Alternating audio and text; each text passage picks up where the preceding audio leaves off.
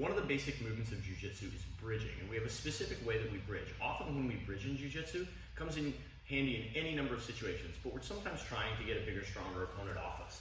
So when we bridge, I want to go flat on my back and pull my heels tight to my butt. I'm trying to lift my hips off the mat, and if my heels come far away, my hips go this high. But if my heels are close, I can bridge powerfully. The other thing that we want to do when we bridge in jiu-jitsu is we want to bridge over one shoulder. If I just bridge straight up, generally speaking, and there's someone on top of me, they come down on top of me and I've used energy. So instead what I'm going to do is I'm going to bridge up on one shoulder.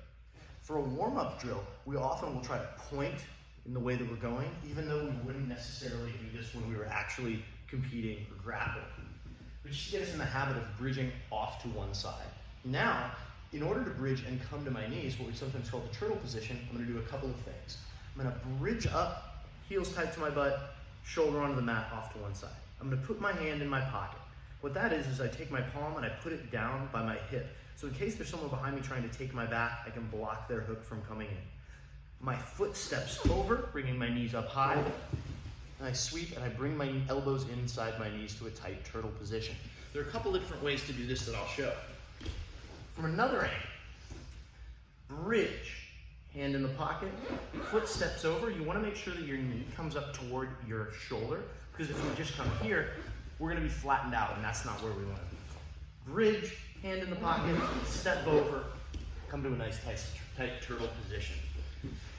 Second way to do this involves threading the needle, which is another very useful jiu-jitsu motion.